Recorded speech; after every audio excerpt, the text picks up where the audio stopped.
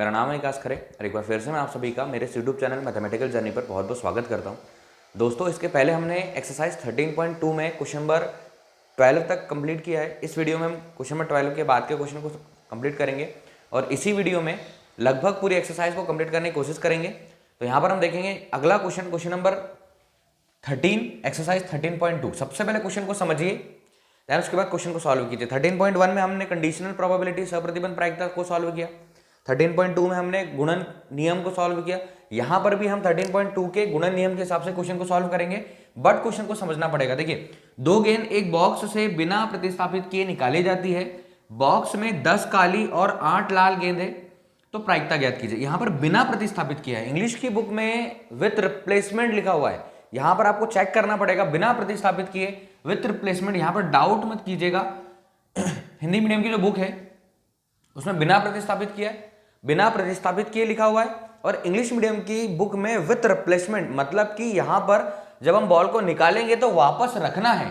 प्रतिस्थापित मतलब यहां से अलग नहीं करना है, उसके अंदर वापस रखना है। यहां पर आप थोड़ा सा ध्यान दीजिएगा, क्वेश्चन से कंफ्यूज नहीं होना है, क्वेश्चन को बहुत अच्छे से समझना है। इंग्लिश मीडियम की बुक में लिखा हुआ है विथ रिप्लेसमेंट, मतलब कि वापस उसकी जगह पर रखना है अगर हम बॉल निकालेंगे तो। फिर से क्वेश्चन को समझिए, मैंने जो बोला उसको याद रखिए।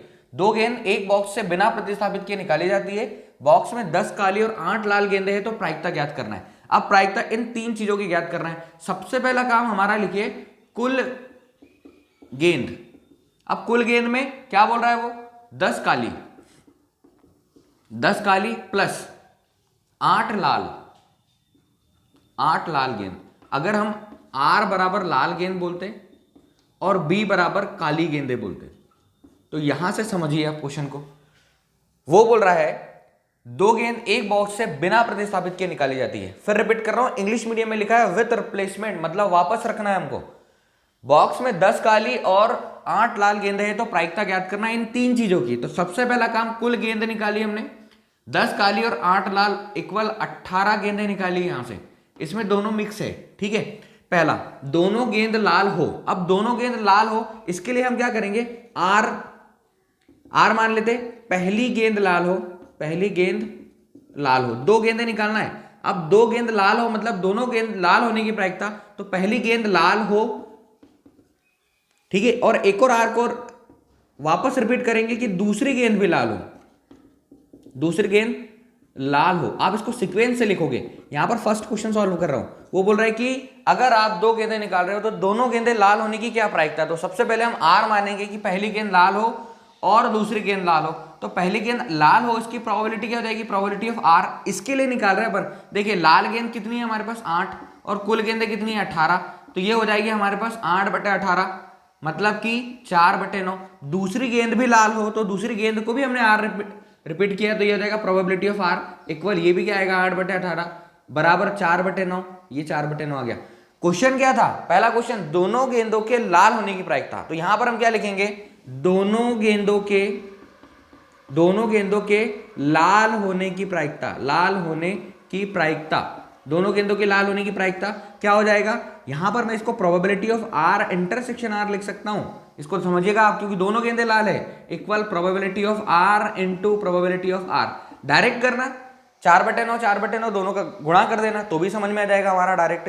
बट यहां पर मैंने पूरे फॉर्मूले बना दिए। प्रोबेबिलिटी ऑफ आर ये आ जाएगा 4/9 इंटू प्रोबेबिलिटी ऑफ 4/9। 2 बार निकालने की जरूरत नहीं थी, एक बार को निकालने के लिए, एक बार निकालने के बाद दूसरी बार भी लिख सकते हैं हम। यहां पर क्या हो जाएगा, 16/81। तो ये पहले का आंसर। मैं फिर रिपीट कर देता हूं, 2 बार निकालने की जरूरत नहीं है, एक बार निकाल के भी काम चल जाएगा। लेकिन सिर्फ समझाने के लिए कि वो बोल क्या रहा है, उसके क्वेश्चन पर ध्यान दीजिएगा कि दोनों गेंदें लाल हो, तो पहली वाली गेंद भी लाल हो और दूसरी वाली गेंद भी लाल हो, इसलिए 4/9 गुणे 4/9। दूसरा क्वेश्चन समझिएगा, यहां से सब कुछ क्लियर हो जाएगा सेकंड वाले क्वेश्चन से। सेकंड क्वेश्चन क्या बोल रहा है, प्रथम काली एवं दूसरी लाल। अब मैंने यहां पर आर लाल और बी काली गेंद होने की प्रोबेबिलिटी, यहां पर आर, दोनों आर, क्योंकि इस वाले क्वेश्चन में पहली भी गेंद लाल थी और दूसरी गेंद भी लाल है। यहां पर समझिए प्रथम काली एवं दूसरी लाल हो, तो मैं क्या कर रहा हूं, डायरेक्ट लिख रहा हूं प्रोबेबिलिटी ऑफ आर। यहां पर लाल भी है, यहां पर काली भी है, तो पहले काली बोले तो प्रोबेबिलिटी ऑफ बी। काली गेंदें कितनी, 10, 10 बटे कुल अनुकूल परिणाम बटे कुल परिणाम, यह जाएगा हमारे पास 5/9। सेकेंड देखिए, दूसरी गेंद इसी में क्या होना चाहिए, लाल होना चाहिए। तो प्रोबेबिलिटी ऑफ आर इक्वल यहां से निकाला क्या 4/9 डायरेक्ट लिख दिया। अब हमको चाहिए क्या, सेकंड क्वेश्चन पर ध्यान दीजिएगा, प्रथम काली एवं दूसरी लाल हो, मतलब probability of B intersection R equal probability of B into probability of R. ये हो जाएगा हमारे पास 5/9 गुणित 4/9, ये हो जाएगा 20/81। आई होप दोनों क्वेश्चन समझ में आए होंगे। लास्ट क्वेश्चन बहुत ध्यान से, थर्ड क्वेश्चन समझिए। थर्ड क्वेश्चन क्या बोल रहा है, एक काली, यहां पर बोला था प्रथम काली मतलब पहली काली ही होना चाहिए और दूसरी लाल होना चाहिए, लेकिन यहां पर क्या बोला, एक काली। ठीक है, अब दो गेंद है उसमें से बोल रहा है एक काली होना चाहिए। क्वेश्चन को समझना पड़ेगा यहां से, एक काली तथा दूसरी लाल, डायरेक्टली आप सॉल्व करोगे नहीं होगा, उसको समझना पड़ेगा। एक काली मतलब कि दो गेंद हो, उसमें एक काली होगी, हो सकता है लाल भी हो, दूसरी लाल हो सकता है वो काली भी हो। तो यहां पर हम क्या करेंगे, थर्ड वाला देखिए, बहुत अच्छे से रिपीट कीजिए। प्रोबेबिलिटी ऑफ एक काली मतलब कि यहां पर एक ब्लैक और एक रेड इंटरसेक्शन में निकल सकता है, तो probability of B into probability of R. ये क्या हो जाएगा, प्रोबेबिलिटी ऑफ बी, ब्लैक हमने निकाली है, यहां से उठा के लिख सकते हैं डायरेक्ट 5/9 गुणित, वैसे हम ये भी लिख सकते हैं, यहां पर कितना आ जाएगा हमारे पास 20/81। ठीक है, और दूसरी लाल हो, तो दूसरी लाल में भी क्या कंडीशन बनेगी, ये एक काली दूसरी लाल हो सकती है, और यहां पर रेड इंटरसेक्शन ब्लैक इक्वल, ये भी कितना आएगा हमारे पास 20/81, 20/81। बट एक काली तथा दूसरी लाल हो, तो इसको मैं पूरा लिख रहा हूं, probability of B R intersection probability of R B, probability of B R intersection probability of R B, probability of B R intersection R B. इसको और अच्छे से लिखिए, तो प्रोबेबिलिटी ऑफ बी आर या probability of B R intersection probability of R B, और अच्छे से लिखिए, probability of R intersection probability of B intersection R plus probability of R intersection B. ये क्या हो जाएगा हमारे पास, probability of B into probability of R plus probability of R into probability of B. Same value यहां पर put कर दीजिए, probability of B into probability of R, probability of B into probability of R, ये निकला हमारे पास 20/81 plus probability of R और probability of B, ये निकला हमारा 20/81। तो ये हो जाएगा हमारे पास 40/81, ये इसका आंसर। थर्ड क्वेश्चन बहुत अच्छे से समझिएगा, क्या बोल रहा है, एक काली तथा दूसरी लाल हो, प्रथम काली बोला और दूसरी लाल हो, एक काली, अब एक काली में एक लाल भी हो सकती है और एक काली भी हो सकती है, दूसरी लाल हो मतलब वहां पर भी यही केस बनने वाला है। तो हमने क्या किया, probability of B intersection R निकाला, ये मतलब 20/81 हम निकाल चुके थे। Probability of R intersection B same यही निकलता, सेम वैल्यू ये आती, क्योंकि अलग अलग निकालते मल्टीप्लाई करते तो वही आता। अब हमको चाहिए था probability of B R intersection probability R R B, तो इसको हमने ऐसा लिख दिया, probability of B intersection R plus probability of R intersection B, 20/81 plus 20/81, same question 40/81, ये हमारा सॉल्यूशन। तो ये क्वेश्चन नंबर 13, इसके बाद हम देखेंगे क्वेश्चन नंबर 14। क्वेश्चन नंबर 14 देखिए, एक विशेष समस्या को ए और बी द्वारा स्वतंत्र रूप से हल करने की प्रायिकता 1/2 और 1/3 है। क्वेश्चन समझिए कि एक विशेष समस्या को ए और बी द्वारा स्वतंत्र रूप से हल करने की प्रायिकता 1/2 और 1/3 है, मतलब हमारे पास यहाँ पर प्रोबेबिलिटी ऑफ ए इक्वल 1/2 और प्रोबेबिलिटी ऑफ बी इक्वल 1/3, दो लोग हैं, मान सकते हैं दो लोग हैं। एक जो उस समस्या को हल कर सकता है उसकी प्रायिकता देकर रखिए 1/2, अगर 100% माने तो 50% ही सॉल्व कर सकते हैं। यदि दोनों स्वतंत्र हल करने का प्रयास करते हैं तो प्रायिकता ज्ञात कीजिए इसकी। दोनों स्वतंत्र हल कर सकते हैं, तो एक चीज जब उसने स्वतंत्र हल करने की बात कही है ना, तो probability of A intersection probability of B निकाल लीजिए, probability of A into probability of B equal 1/2 into 1/3, तो ये हो जाएगा हमारे पास 1/6। ये आपको याद रखना है। उसने बोला दोनों स्वतंत्र हल करने का प्रयास करते, अलग अलग हल करने का प्रयास करते, अब प्रायिकता निकालना है, समस्या हल हो जाती है, मतलब समस्या हल हो जाती है, दोनों जन से समस्या हल हो जाती है। तो पहला क्वेश्चन यहां पर मैं लिख रहा हूं, पहला बोल रहा है वो समस्या हल हो जाती है, इसका मीनिंग क्या हुआ, probability of A union B. समझिए, वो बोल रहा है समस्या हल हो जाती है, ठीक है, समस्या हल हो जाती है, तो probability of A union B निकलेगा, probability of A plus probability of B minus probability of A intersection of B. Probability of A दिया हुआ है 1/2 प्लस प्रोबेबिलिटी ऑफ बी देकर रखा है 1/3 minus probability of A intersection B देकर रखा है 1/6। एलसीएम लीजिए, एलसीएम आएगा 6, 2 से 3 टाइम 3, 3 से 2 टाइम 2, -1 इक्वल 3 और 2 5 में से 1 माइनस होगा 4/6 और ये आ जाएगा 2/3। ये इसका आंसर, पहले वाले का आंसर 2/3। समझिए, एक विशेष समस्या को ए और बी द्वारा स्वतंत्र रूप से हल करने की प्रायिकता हमारे पास 1/2 और 1/3 देकर रखी है। यदि दोनों स्वतंत्र हल करने का प्रयास करते हैं, दोनों अलग अलग समस्याओं को हल करने का प्रयास करते हैं, समस्या हल हो जाती है, इसका मीनिंग ए यूनियन बी निकालना है। Probability of A plus probability of B minus probability of A intersection of B, तो ये आएगा हमारे पास 2/3। सेकंड क्वेश्चन समझिए, उनमें से तथ्यता कोई एक समस्या हल कर लेता है, मतलब एक नहीं करता है, उनमें से तथ्यता कोई एक समस्या हल कर लेता है, इसका मतलब है कि एक कोई ऐसा है जो उसको समस्या को हल नहीं कर सकता। तो इसके लिए हम क्या निकालेंगे, प्रोबेबिलिटी ऑफ ए, जब ए सॉल्व करेगा तो definitely probability of B dash, B solve नहीं करेगा, प्लस हाँ अगर बी सॉल्व करेगा, बी उस समस्या को हल करेगा तो डेफिनेटली ए उस समस्या को हल नहीं करेगा। तो हम यहां पर क्या निकालेंगे, ए के समस्या हल ना करने की प्रायिकता। इसको आप सीक्वेंस से लिखिएगा, ए के समस्या हल ना करने की प्रायिकता, तो हमको पता है प्रोबेबिलिटी ऑफ ए किसी समस्या के हल होने की प्रायिकता प्लस उसी समस्या के हल ना होने की प्रायिकता का योग 1 होगा। हमारे पास प्रोबेबिलिटी ऑफ ए दिया हुआ है, प्रोबेबिलिटी ऑफ ए डैश निकालेंगे तो 1 माइनस, इसको उधर ट्रांसफर करेंगे तो 1/2 इधर जाएगा, ये 1/2, दो स्टेप को एक साथ सॉल्व कर दिया मैंने, 2 माइनस 1 आ जाएगा 1/2। अब ए के समस्या हल ना करने की प्रायिकता हमने निकाल कर लेकर आ गए 1/2, बी के समस्या हल ना करने की प्रायिकता तो probability of B plus probability of B dash equal 1। Probability of B इधर जाएगा तो 1 माइनस प्रोबेबिलिटी ऑफ बी की वैल्यू चेक कीजिए 1/3, दो स्टेप एक साथ सॉल्व कर दी मैंने, probability of B dash equal, दोनों का एलसीएम आया 3 माइनस 1, ये आ जाएगा 2/3। समझिए क्वेश्चन को, उनमें से तथ्यता कोई एक समस्या हल कर लेता है, दोनों में से कोई एक समस्या हल कर लेता है, तो प्रोबेबिलिटी ऑफ ए, मतलब आज जब एक सॉल्व करेगा तो एक सॉल्व नहीं करेगा, प्लस दूसरा भी कंडीशन ये बनेगी कि एक अगर सॉल्व कर लेगा तो दूसरा सॉल्व नहीं करेगा, तो प्रोबेबिलिटी ऑफ ए दिया है 1/2 into B dash 2/3 plus B कितना दिया है 1/3 इंटू ए डैश ये दिया है हमारे पास, जो हमने निकाला यहां से 1/2, इसको हम सॉल्व कर लेते हैं। 2 से 2 कैंसिल, 1/3 प्लस 1/6, दोनों का एलसीएम आया हमारे पास 6, 3 2 जा 2 प्लस 1 इक्वल 2 और 1 3/6, ये आ गया हमारे पास 1/2। तो सेकंड का आंसर आया हमारे पास 1/2। आई होप दोस्तों बहुत अच्छे से क्वेश्चन क्लियर होगा, इसको समझिए वो बोल क्या रहा है, देन उसके बाद क्वेश्चन को आगे सॉल्व कीजिए। इसके बाद हम देखेंगे इसका क्वेश्चन नंबर 15। क्वेश्चन नंबर 15 देखिए, क्वेश्चन नंबर 15 हमारे पास दिया हुआ है, ताश के 52 पत्तों की एक सुमिश्रित गड्डी में से एक पत्ता यादृच्छिकता निकाला जाता है, निम्न में से किन दशाओं में घटनाएं ई और एफ स्वतंत्र घटनाएं।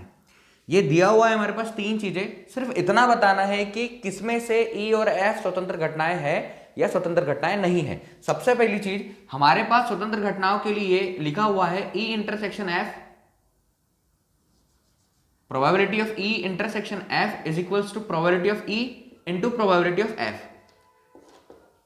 इसमें से हमको वैल्यू पुट करके, इसमें वैल्यू पुट करके हमको बताना है कि ई और एफ स्वतंत्र घटनाएं है या स्वतंत्र घटनाएं नहीं है। समझिए, ताश के 52 पत्तों की गड्डी में, मतलब हमारे पास कुल परिणाम अगर हम बोले यहां पर प्रतिदर्श समष्टि, कुल परिणाम प्रोबेबिलिटी ऑफ या एन ऑफ एस, ये आ गया हमारे पास 52। पहली चीज ई की बात करते हैं, यहां से डायरेक्ट कर रहा हूं मैं क्वेश्चन को, ई की बात करते हैं, निकाला गया पत्ता हुकुम का है। एक ताश की गड्डी में 13 पत्ते और हर 13 पत्ते में एक हुकुम का पत्ता, मतलब ताश की पूरी गड्डी में 13 पत्ते हुकुम के। हमने सिर्फ हुकुम का इक्का सुना है, बट बादशाह जो पान का होता है वो भी हुकुम है, बेगम में भी हुकुम है, गुलाम में भी हुकुम है, 10 नंबर में, 9 नंबर में, 8 नंबर में, सारे में एक हुकुम है। तो ये हमको याद रखना है कि 13 पत्तों में हर एक 4 में से एक जो है वो हुकुम का है। तो टोटल हुकुम के जो पत्ते आएंगे हमारे पास, निकाला गया पत्ता हुकुम का है, तो हुकुम के पत्ते एन ऑफ ई, पहले वाले की बात कर रहा हूं मैं, एन ऑफ ई की वैल्यू आएगी 13 और प्रोबेबिलिटी ऑफ ई बनेगा हमारे पास 13/52 और ये बन जाएगा 1/4। इसको आपको याद रखना है, पहली चीज।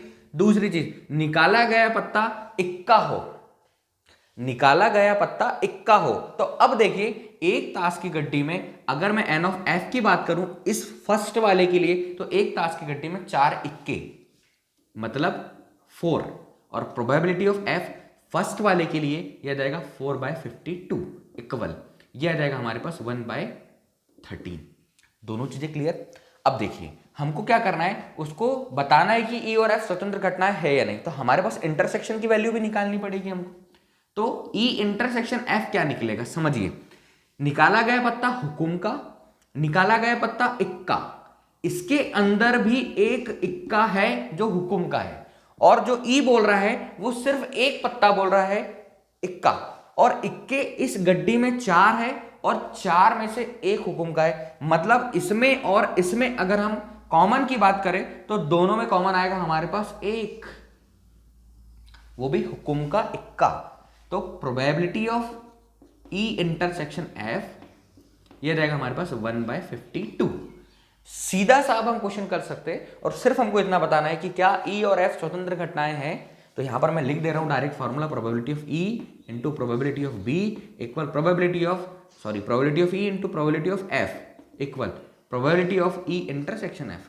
देखिए प्रोबेबिलिटी ऑफ ई कितना निकाला यहां से हमने 1/4 इंटू 1/13 इक्वल 1/52, ये 1/52 equal 1/52। LHS is equal to RHS, दोनों पार्ट इक्वल है। डेफिनेटली ये स्वतंत्र घटनाएं हैं इस केस के लिए, डेफिनेटली इस केस के लिए स्वतंत्र घटनाएं। इसके बाद देखेंगे सेकंड, इसी का सेकंड देखिए ई क्या बोल रहा है। ई की बात करते, निकाला गया पत्ता काले रंग का है, एक ताश की गड्डी में 52 पत्ते, 26 लाल कलर के पत्ते, 26 काले कलर के पत्ते। उसने ये नहीं बोला है लाल कलर की ईंट या स्पेशल कोई पत्ते का नाम नहीं दिया, उसने सिर्फ काले रंग और लाल रंग की बात करी है। तो हमको मालूम है इसकी अगर बात करें तो एन ऑफ ई निकाला गया पत्ता काले रंग का हो तो टोटल जो ई होगा वो काले रंग के जो पत्ते होंगे 26 होंगे। प्रोबेबिलिटी निकाल लीजिए, प्रोबेबिलिटी ऑफ ई टोटल पत्ते 52 कुल पत्ते 26, 1/2। सेकंड केस एफ की बात करते, सेकंड वाला कर रहे हैं हम क्वेश्चन, सेकंड वाला। इसी में निकाला गया पत्ता एक बादशाह हो, निकाला गया पत्ता एक बादशाह हो। देखिए वो बोल रहा है कि निकाला गया पत्ता काले रंग का हो, निकाला गया पत्ता एक बादशाह हो। कितने बादशाह, 4 बादशाह। तो एन ऑफ एफ ये हो गया 4, और प्रोबेबिलिटी ऑफ एफ इक्वल आ गया 4/52 इक्वल 1/13। अब एक चीज समझिए कि निकाला गया पत्ता काले रंग का हो, निकाला गया पत्ता एक बादशाह हो, 4 बादशाह होते हैं और 4 में से 2 काले रंग के और 2 लाल रंग के, 4 बादशाह में से 2 काले और 2 लाल रंग के। तो यहां पर अब हम दोनों का इंटरसेक्शन निकालेंगे। तो यहां पर पहले क्या करता हूं मैं, एन ई इंटरसेक्शन एफ इन दोनों के लिए, तो डेफिनेटली 2 निकलेगा, और probability of E intersection F निकलेगा 2/52 मतलब 1/26। इसका आप स्क्रीनशॉट ले लीजिए, इसको मैं मिटा देता हूं यहां से। सेकेंड वाले के लिए कर रहे हैं हम ये सॉल्व। तो P of E intersection F निकला 1/26। बताना है कि इन दोनों में से क्या स्वतंत्र घटनाएं हैं। तो प्रोबेबिलिटी ऑफ ई निकाल चुके हम 1/2, प्रोबेबिलिटी ऑफ एफ निकाल चुके हम 1/13 equal probability of E intersection F निकाल चुके हैं 1/26, 1/26 इक्वल 1/26। चेक कीजिए LHS is equals to RHS, LHS RHS के बराबर है। डेफिनेटली इस कंडीशन में भी ई और एफ स्वतंत्र घटनाएं हैं। क्वेश्चन को समझिए, निकाला गया पत्ता काले रंग का है, टोटल 52 पत्ते, 52 में से 26 काले रंग के, 26 लाल रंग के। निकाला गया पत्ता एक बादशाह हो मगर 4 बादशाह होते, तो प्रोबेबिलिटी निकलेगी 4/52 1/13। ठीक है, अलग अलग हमने उनके रिजल्ट निकाल लिए और स्वतंत्र घटनाओं का फॉर्मूला लगाया, दोनों इक्वल आ गए LHS और RHS। डेफिनेटली ये स्वतंत्र घटनाएं। इसके बाद करेंगे इसका लास्ट क्वेश्चन, क्वेश्चन नंबर 3। इसका स्क्रीनशॉट ले लीजिए। इसके बाद ये 3rd क्वेश्चन करेंगे, तो इसको मैं मिटा देता हूं, ये हमको लिखा रहने देना है। Probability of E intersection F is equals to probability of E into probability of F. समझिए, निकाला गया पत्ता एक बादशाह या बेगम हो। क्या बोल रहा है, निकाला गया पत्ता एक बादशाह या बेगम, 4 बादशाह 4 बेगम। यहां पर मैं लिख दे रहा हूं 4 बादशाह होते प्लस 4 बेगम होती। तो इसके लिए जो एन ऑफ ई बनेगा वो बनेगा 8। समझिए, 4 बादशाह 4 बेगम होती है, तो इसके लिए 8 बनेगा। निकाला गया पत्ता एक बेगम या गुलाम है। तो 4 बेगम और 4 गुलाम, एन ऑफ एफ की बात करें तो ये आ गया हमारे पास 8। इंटरसेक्शन की बात करते हैं, प्रोबेबिलिटी या ई इंटरसेक्शन एफ की बात करते हैं। देखिए दोनों में कॉमन कितने, 4 बेगम कॉमन है, तो ये आ गया हमारे पास 4। इसकी प्रायिकता निकाल लेते हैं, प्रोबेबिलिटी ऑफ ई इक्वल 8/52, 4 से 2 बार, 4 से 13 बार बराबर 2/13। इसकी प्रोबेबिलिटी निकालेंगे सेम आएगी, तो प्रोबेबिलिटी ऑफ एफ इक्वल आएगी 2/13। इसकी प्रोबेबिलिटी निकालते हैं, probability of E intersection F equal आएगा 4/52, अनुकूल परिणाम बटे कुल परिणाम 1/13। इसमें वैल्यू पुट करते हैं, ये निकला अपन ने 1/13 इक्वल प्रोबेबिलिटी ऑफ ई निकाली हमने 2/13 इंटू प्रोबेबिलिटी ऑफ एफ निकाली हमने 2/13, 1/13 4/169। बताइए LHS is not equal to RHS, LHS RHS के इक्वल नहीं है डेफिनेटली। इस केस के लिए, लास्ट वाले केस के लिए ई और एफ स्वतंत्र घटनाएं नहीं है। समझना होगा यहां पर निकाला गया पत्ता एक बादशाह या बेगम हो, तो 4 बादशाह 4 बेगम होते हैं ताश की गड्डी में, 8 होते हैं टोटल, नंबर इनके 8। सेकंड केस में निकाला गया पत्ता एक बेगम या गुलाम, 4 बेगम और 4 गुलाम होते हैं, तो यहां पर हमने 8 निकाल लिया। प्रोबेबिलिटी निकाली, इस फॉर्मूले में वैल्यू पुट की, डेफिनेटली 1/13 इज नॉट इक्वल 4/169, मतलब कि थर्ड वाला इंडिपेंडेंट इवेंट नहीं है, स्वतंत्र घटनाएं नहीं है। तो दोस्तों ये था क्वेश्चन नंबर 15। इसके बाद हम इसका क्वेश्चन करेंगे क्वेश्चन नंबर 16। क्वेश्चन नंबर 16 देखिए, क्वेश्चन नंबर 16 में पढ़ रहा हूं, मिलाइए इसको आप। एक छात्रावास में 60% विद्यार्थी हिंदी का, 40% अंग्रेजी का और 20% दोनों अखबार पढ़ते हैं। एक छात्रा को यादृच्छता चुना गया है। पहला, प्रायिकता ज्ञात कीजिए कि वह ना तो हिंदी और ना ही अंग्रेजी का अखबार पढ़ती है। 3 क्वेश्चन दिए हुए, तीनों क्वेश्चन को बहुत अच्छे से सॉल्व करना है।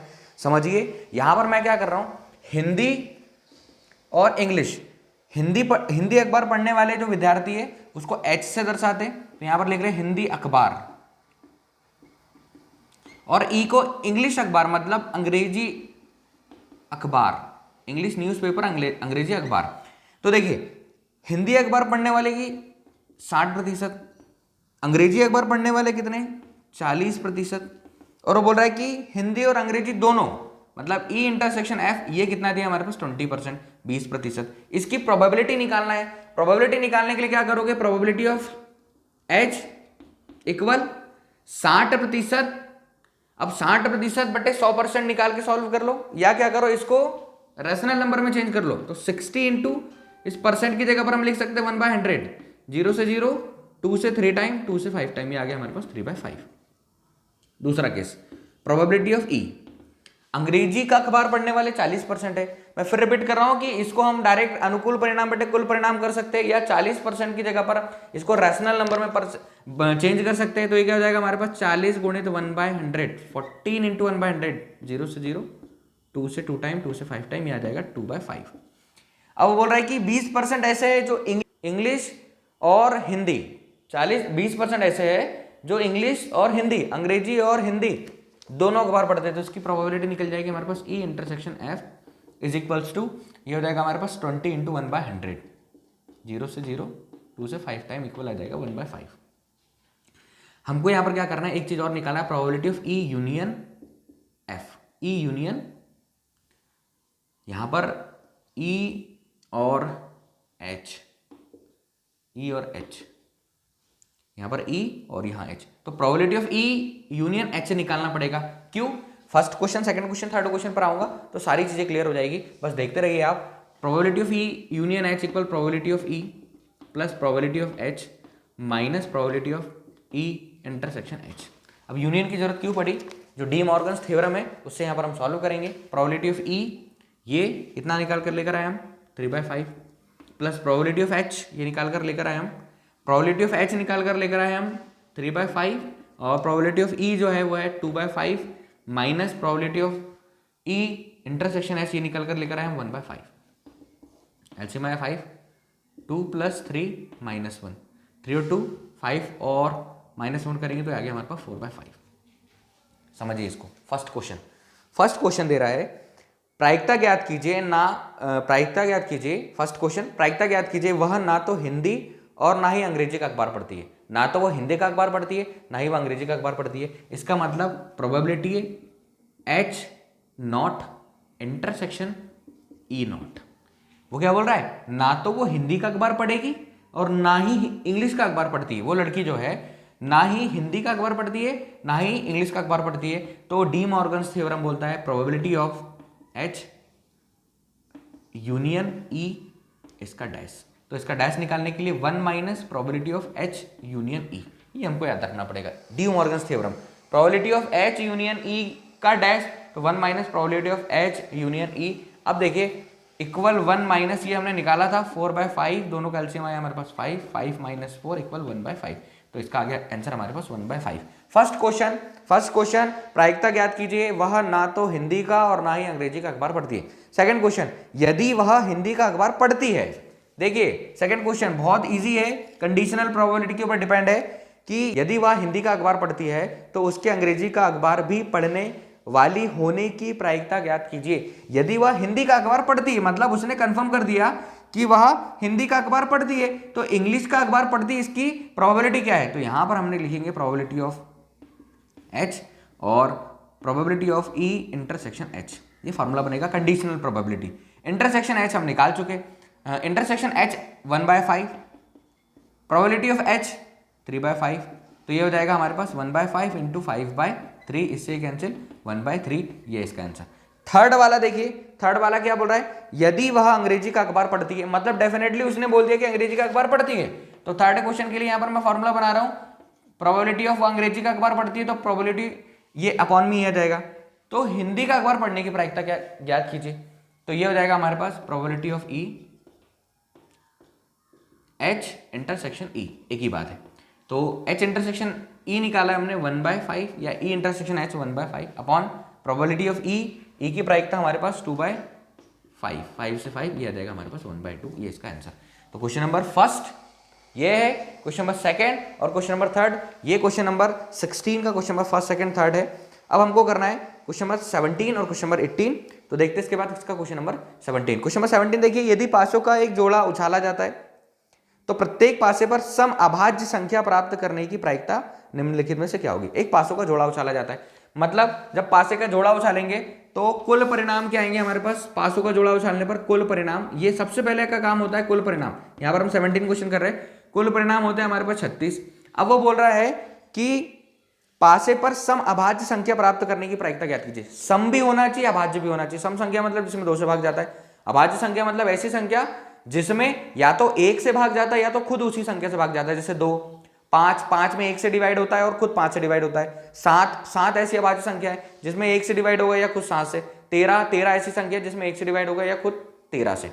तो बोल रहा है कि सम अभाज्य, तो पूरे जोड़े आप उठाना, 1 1 1 2 1 3 1 4 1 5 1 6 2 1 2 3 2 2 2 4 2 5 2 6 2 7 नहीं आता, 3 1 3 2, ऐसे करके पूरे 36 आप परिणाम निकालना। खाली एक ही ऐसा नंबर मिलेगा आपको, हमारा इवेंट जो आएगा वो आएगा 2 2, ठीक है। ये सम अभाज्य संख्या इसमें मिलेगी आपको, इसकी नंबर कितना है, एन ऑफ ई इक्वल ये आया हमारे पास 1, तो प्रोबेबिलिटी ऑफ ई इक्वल 1/36, तो इसका आंसर जो होगा 1/36। क्वेश्चन नंबर 17 का आंसर होगा 1/36। इसके बाद क्वेश्चन नंबर 18, क्वेश्चन नंबर 18 हमारे पास ऑब्जेक्टिव है, 2 घटनाएं ए और बी परस्पर स्वतंत्र है। स्वतंत्र कहते हैं यदि 4 ऑब्जेक्टिव दिए हुए हैं, तो देखिए सबसे पहले जब स्वतंत्र घटनाएं होती है हमारे पास probability of A into probability of B equal probability of A intersection B होता है। इसको हम क्या लिख सकते हैं, probability of A not into probability of B not is equals to probability of A not intersection B not, ठीक। और ये क्या हो जाएगा हमारे पास 1 minus probability of A 1 minus probability of B is equals to probability of A not intersection B not. तो इसका जो आंसर आएगा वो आएगा हमारे पास ये वाला। क्वेश्चन नंबर 18 का जो आंसर आएगा वो है हमारे पास बी वाला, कि ए नॉट इंटरसेक्शन बी नॉट। अब देखिए ए नॉट इंटरसेक्शन बी नॉट को हम ऐसा भी लिख सकते हैं, ए नॉट बी नॉट, तो इसका आंसर ये वाला आएगा। क्वेश्चन नंबर इसका question number second, question number 18 का ऑब्जेक्टिव जो दिया हुआ है उसका ऑप्शन है सेकंड, ये इसका आंसर आएगा। तो दोस्तों यहाँ से हमारे पास 13.2 के पूरे क्वेश्चन कंप्लीट होते हैं, यहाँ से एक्सरसाइज कंप्लीट होती है 13.2। इसके बाद वाले वीडियो में हम आगे की एक्सरसाइज सॉल्व करेंगे। दोस्तों चैनल को सब्सक्राइब नहीं किया तो प्लीज़ चैनल को सब्सक्राइब कीजिए, शेयर कीजिए, कमेंट करके बताइए कि पूरे क्वेश्चन कैसे लगे। इसके पहले के अगर वीडियो कंप्लीट नहीं किए हैं तो प्लेलिस्ट में जाकर चेक कीजिए, डिस्क्रिप्शन बॉक्स में मैं सारे वीडियो की लिंक आपको दे दूंगा एक एक करके। तो दोस्तों मेरे साथ बने रहिए, अगर किसी प्रकार का डाउट है तो एक बार कमेंट करके जरूर बताइए। वीडियो पसंद आए तो लाइक कीजिए, कमेंट करिए, चैनल सब्सक्राइब कीजिए। अगले वीडियो में एक बार फिर से आप लोगों से मिलूंगा, तब तक के लिए थैंक यू सो मच।